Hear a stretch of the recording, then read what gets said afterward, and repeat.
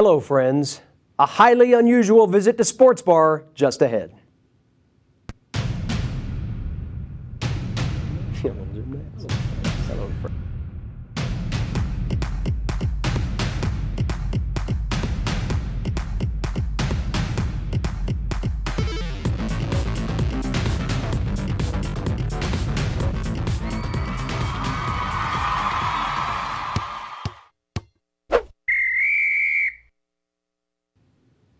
Hello everybody, I'm David Jackson and the Sports Bar is open, unfortunately with no customers. Summer session is over and our student panelists are scattered to the wind.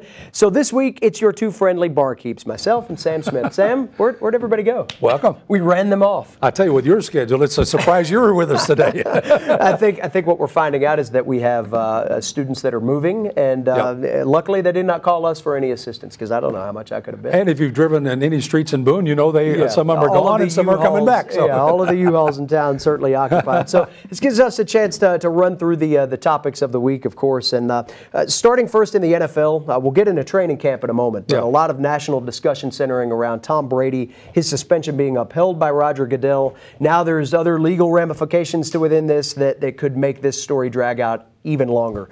Your initial thoughts on whether Brady's suspension was justified based on the crime? Well, let me start at the first there. You know, there's always, when something like this happens, there's always more than one person responsible for what happened. Now, it is ironic that people, for example, have gone to the commission many years ago and asked for this rule, period, on how much air in the football to be put in to start with. So you take a look at Tom Brady and also Peyton Manning. They're the two guys that actually started this whole thing of how much air they wanted in football. But getting back to the whole crux of this matter, is it the ball boy instructed to do something like this? Was it something that was done by someone else with Tom Brady's permission type situation? I think the one thing that really kind of dug his hole was destroying his cell phone. I think if everything else had been status quo, you don't destroy the cell phone, they look at the emails, they might have found some problems on it. But that just kind of sent up a big red flag. And I think the 4-game suspension, I really kind of agree with it. I think everything that happens in the NFL, everything that happens in professional sports, there has to be some kind of punishment. I don't know if that's the correct word or not. A penalty might be a better word to kind of send the message to everybody else that, hey, we've got rules. You got to follow the rules. If you were not guilty of breaking those rules on your own, we'll find out one way or the other. But it seems like Brady had a little part in doing this. He didn't like this football. He liked that football, et cetera, et cetera. And if the poor boy is told by Tom Brady, the guy that runs your football team outside of the coach, to let a little air out of it, you're going to go let a little air out of it. So the 4-game suspension I agree with. The New England fans hate it, obviously. I can see why. But I think the NFL is kind of sending a message around the league that, yes, we've had so much of the domestic problems that we're trying to address, and now you've got little things like this. We still have to have a business-type attitude of what's going on. And 4-game suspension, I think it might be a little bit heavy, but again, it is the penalty, and it's got to stay. You know, I think that there are a couple of different issues at play within this. One, there are rules, and in the spirit of the game, the rules must be followed. I heard several months ago now, Marty Herney, former general manager of the Carolina Panthers, who lost a close Super Bowl to the Patriots several years ago, was one of the first nationally to come out and say, these guys didn't follow the rules, and this is not just the first time this kind of thing has come up. So you've got a repeat alleged offender out there, if you will, and here comes the next aspect of that. Here's Tom Brady letting air out of the football. We've heard videotaping allegations. We've heard tampering with communications equipment allegations out there. So, is this just another rogue franchise, if you will, that has found the next great way to get in under everybody's skin, but violate the rules in doing so? So I agree with you there. There has to be punishment. I think the other aspect of this that is making this a national story is that you've had all of these domestic violence charges and allegations, again, come out and go through the NFL's judicial process. In terms of weight, what weighs more? Are you talking about letting air out of a football, even though that's an egregious violation of the rules that are set to play the game? But you've also got something so incredibly difficult to comprehend in how the domestic violence issues keep coming up and coming up and coming up. Why isn't there a heavier standard or more separation between the two in terms of the punishment? I think that the fans that are outside of the Boston area would certainly like to see that aspect of it addressed more. Can we get a stiffer penalty for a guy punching a woman versus letting air out of a football? And that I think drives the national narrative behind this more than anything. I would agree 100%. One thing other on the Brady situation, I have to go back to the NFL and the officials in some respects, because once those footballs are approved by the officials in the officials' locker room and then permitted to go to the field, there is one official that follows both sides to the football. Now, there's also one guy that touches the football probably 99% of the time, and that's a linesman. I mean, he comes in, he sets it down, the referee comes in, sets it down, the back judge sets it down. Somewhere along the way, these guys have been in football long enough to know that this football doesn't quite sing. So somewhere along the way, that somebody had to know. That'd be a great conspiracy theory to say that it was really the officiating crew that was taking air out of the ball. But somewhere along the way, that had to be caught rather than being this whole situation saying that ball's too light. So I don't know. But I think the penalty, it's going to stay. Obviously, the appeal was thrown out. The New England's going to maybe suffer a little bit because their backup quarterback is so-so. So it's going to be interesting to see how they respond to this without Brady, and it's going to be interesting to see how he responds to this whole situation as well. One of the great things about this is that hopefully soon this conversation will move to the back burner and we get to talk about good old-fashioned football again. Absolutely. With training camp finally starting back up, certainly a lot of eyes in this area on the Carolina Panthers, and Cam Newton coming into this first training camp with a mega contract behind him. Yet I think the encouraging thing from a Panthers perspective, and I think really fans of the game of football overall, it doesn't seem to have affected him at all. He's still that same jovial figure with the crowd in Spartanburg, with the fans of the organization that they've really signed on to have. That kind of larger-than-life character at the top of their franchise. I think talking to a couple of the guys at the Charlotte Observer that cover it regularly, they made mention, I asked him, I said, how's Cam doing? He said, hey, he's right on. As a matter of fact, he's throwing the football like a $118 million quarterback. So I would take that as good. The only problem that we've got down there right now is that Kelvin Benjamin has reported a tad overweight, maybe a lot overweight, and also he's been having some hamstring problems that he missed all of the off-season training. So there's a little bit of problem because he's basically their number one receiver now.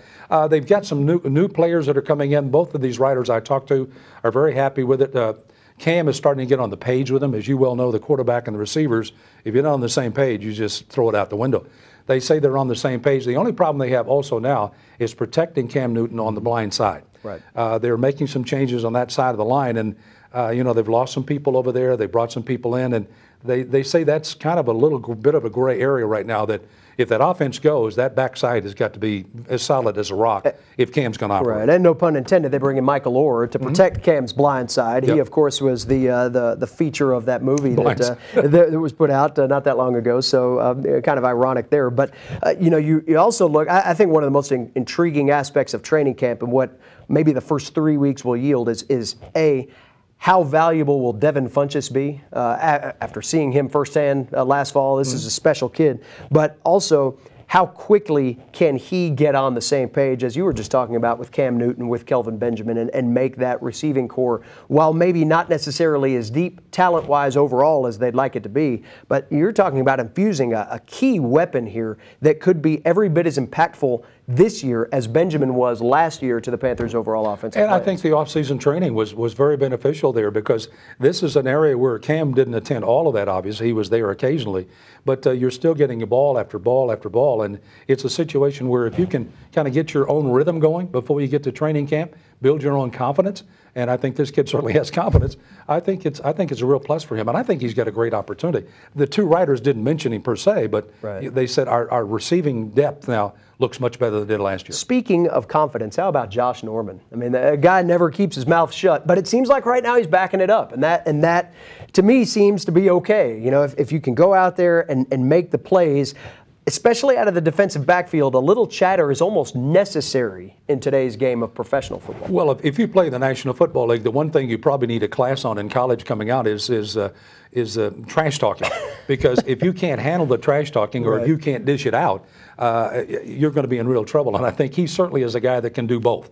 He can take it and he can dish it out. So I think that's good. I like a guy in that secondary that's, he'll slap a guy upside of the helmet, not the opposing team. You're going to be out of there, but just kind of get your guys on the same page. I like it. I think it's a real plus. And I know Ron Rivera, a Texas Tech grad, by the way, is very happy with what he sees defensively, and now he's starting to love his offense as much.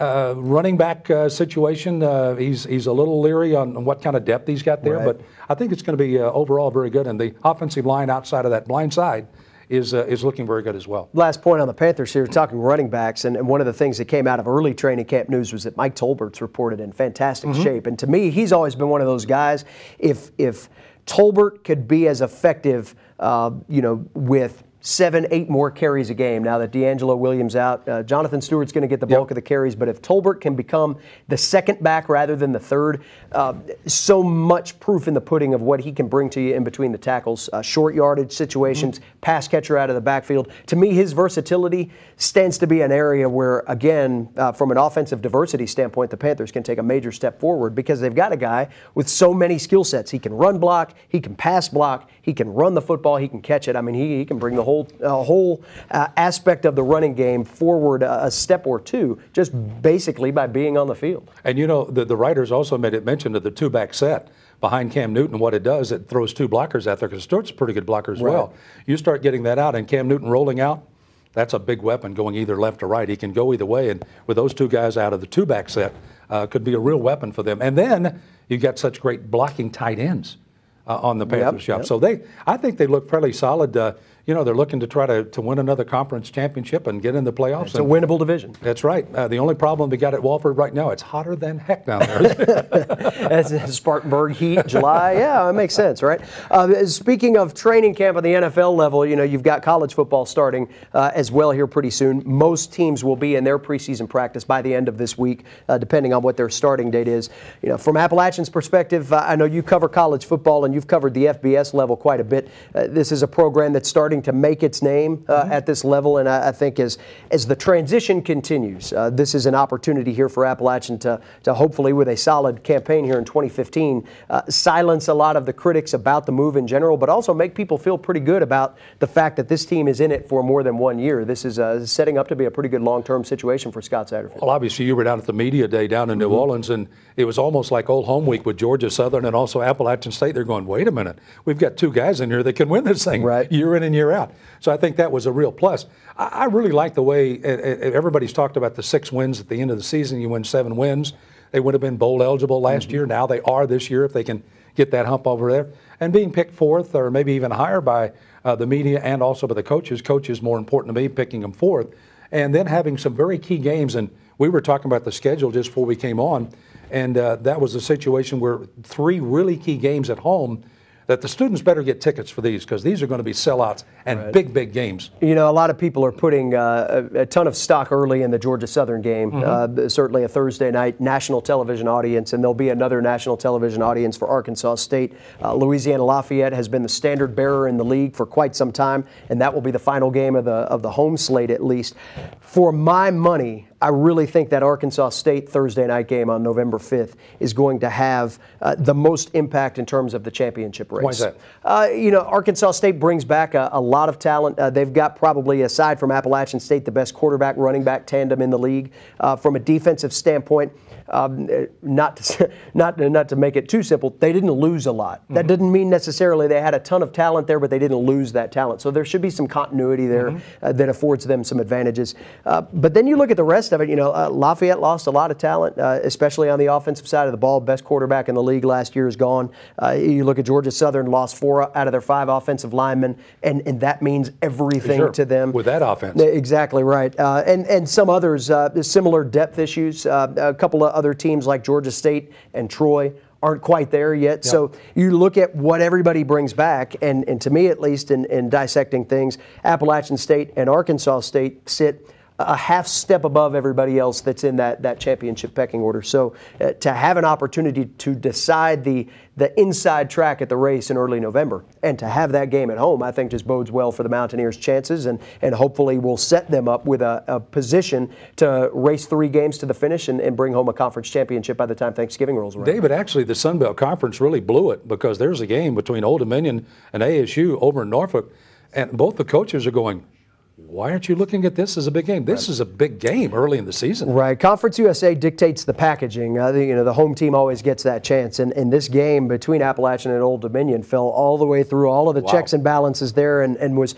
just kind of sitting out there. The Sun Belt inquired about it, and Old Dominion said, hey, let's make sure, let's flush through this one more time. And all of a sudden it gets national broadcast as well. Old Dominion's an interesting team in that they're coming off of a period of time where Taylor Heineke rewrote every offensive record book they had from a quarterback's perspective. Now, this isn't also a very old program, so that record book's not that thick, but he was a guy that was capable of throwing for 4,000 yards a year, rushing for another 1,000. I mean, he was a dynamic guy at the quarterback position. Now with him graduated, what kind of change to the blueprint will Bobby Wilder have to go with? Is this going to be an offense that passes the ball 75% of the time anymore, or will they become a little bit more run balanced? Defensively, Old Dominion gave up a ton of points last year, so you'd like to think that this has got the setup for a shootout, but you're also talking about a team within the Conference USA structure that, similar to Appalachian, is finishing off a transition from the FCS to the FBS. This is a potential bowl team, as is Wyoming coming to Boone in early October. So these 2 non-conference games saddled in there with Clemson. And, Howard was a team that won their last 4 games last year as well. I think the non-conference test will give Appalachian a very good idea of where they are by the time October rolls around and the bulk of the league schedule sets in to give Scott Satterfield an indication of just how much he's got to continue to push on the gas, or can this crowd move from the non-conference to the conference schedule. I like the schedule and the fact you play at Clemson, then you got the bye week. Right. So you got 2 weeks to prepare for Old Dominion, then get national television. Right. I mean, this is huge before you actually jump into recruiting is a huge aspect Absolutely. of this, and the 2 national television games not only will help the school, that will help the program continue to recruit, but let's also not be naive and understand that at the time of year both of these games come, you've got 1 game right after fall leaf season. You've got 1 game right at the beginning of ski season for promoting and trying to encourage tourism here to the high country. 2 very well-timed national snapshots. And that's something that internally within the athletic department we work very hard on, is trying to maximize the opportunities that are there and maximize our influence on in the small ways that we can. Single game tickets go on sale tomorrow? They go on sale Tuesday of this week, yeah. So we'll have those throughout the week, and there are several games that will get gobbled up fast. That Georgia Southern game is one of them. The Hall of Fame game, the very first game against Howard.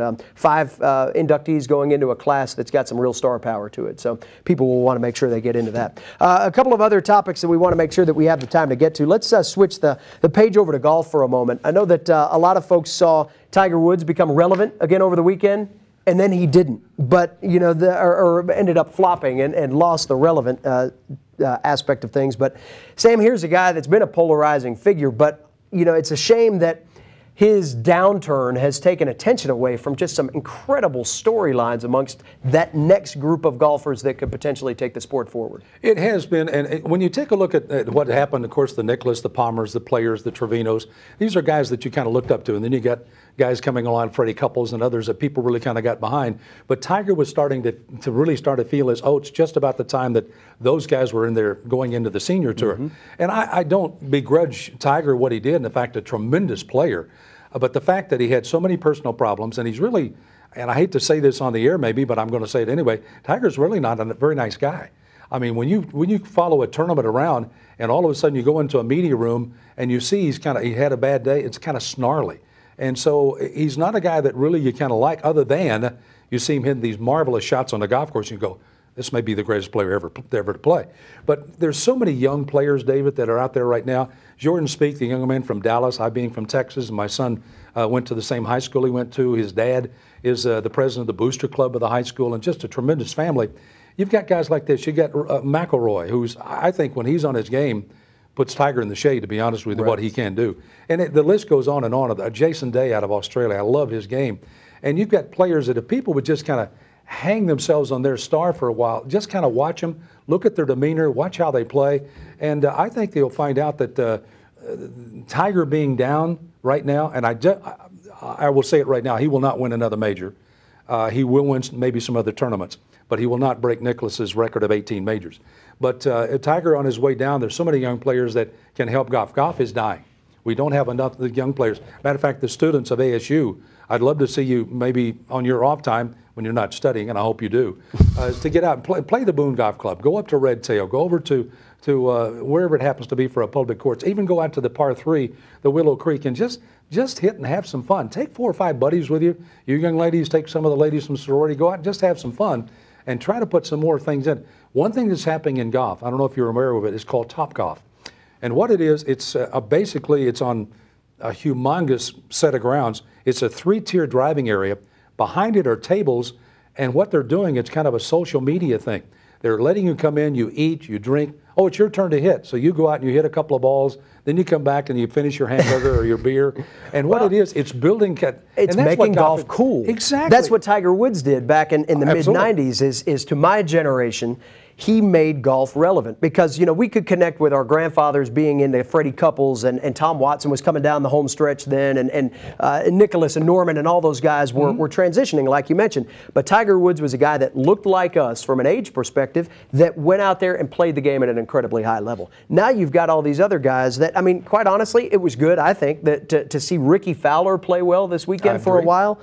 Because he does it a little different than everybody. He's got his loud clothes and his goofy hats and his white pants and his whole his deal. Hats are getting better, by the way. They are. But you know, that makes it relevant to today's generation. And now, you know, you can't go to a driving range without seeing some, you know, hack over here in the last stall dressed head to toe like Ricky Fowler, and he's sending every shot to the left, to the right. I mean, he's not hitting one straight, but he looks the part. And that was what Tiger did. He allowed us all to look the part because he was young, he was incredibly gifted, and he had a little bit of that Happy Gilmore in him, if you can borrow that phrase, that made golf look a little bit more like a football or a basketball because he was excited and he wasn't as reserved. And that is what golf needs to figure out a way to channel out of the stars like the Jason Days and Spieth and Dustin Johnson because it's right there. I mean, they're from a talent perspective, they're every bit as good, if not even, as you mentioned, better than where Tiger was. When Tiger was on, everybody played for second, right, third, fourth, or fifth. I mean, they just automatically went to a tournament and said, well, it's Tiger's tournament. Right. Maybe guys used to follow him. I mean, they used to sit on their bags and watch him at greens. I mean, it was unbelievable. And they'd be out on the driving range, and you'd see them, they'd start walking towards there, and all of a sudden they're kind of doing one of these numbers, kind of watching and seeing what. And it is interesting, but I think golf, and being in the golf business with the golf magazine down in Charlotte, the Carolina Golf Journal, I'm really concerned because we don't have enough. The First Tee has done their job of really trying to build some youngsters, and I'd like to see more and more young people get involved in golf. It's a fun game. I know it sometimes takes too long. 5-6 hours is ridiculous. We should get it under 4 hours. And I don't know. You don't have to hit in the 70s or the 80s or 90s.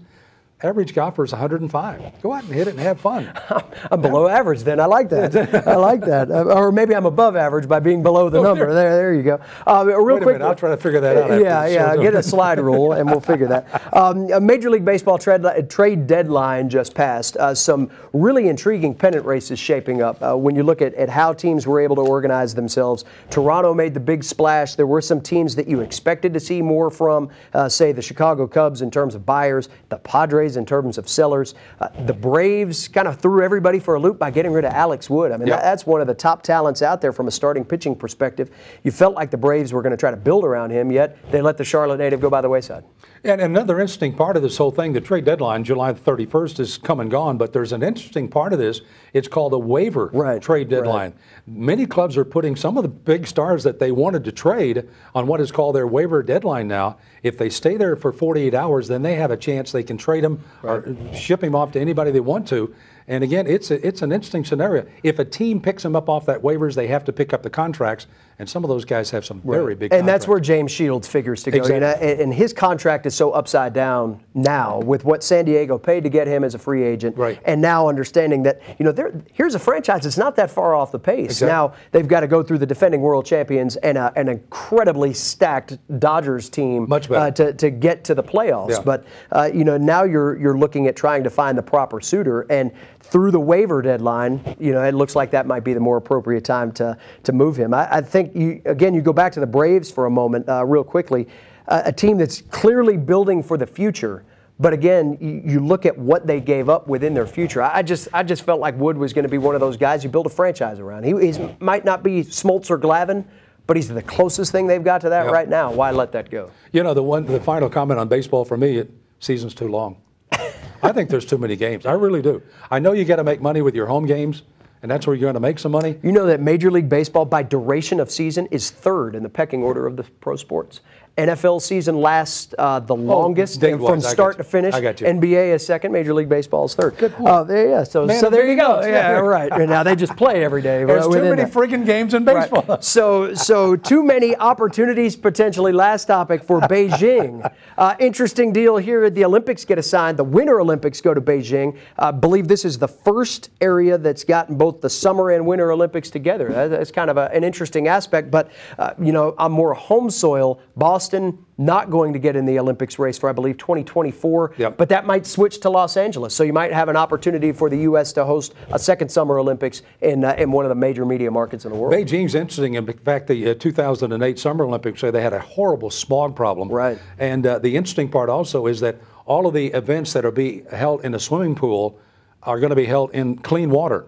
The others have to be held outside. When they have the summer games, they have to be held outside, and the Beijing water is terrible.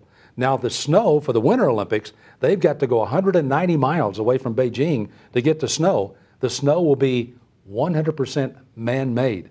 Wow. I don't understand this pick of going to Beijing other than cash. Cha-ching. You think any of that was done under the table? Look what I found. You think? Look what I wait a minute. I got some down here. We've got about a half a minute left. Sam, always a pleasure to talk sports with you. We'll get the rest of our folks. Mountaineer Talk comes on Thursday now? The 25th it debuts. Tuesday nights from over at The Rock. Moving. Yeah, definitely a place that I'm sure a lot of people have been. We'll bring our full crew back next time. That's it for the Sports Bar this week. I'm David Jackson. So long, everybody.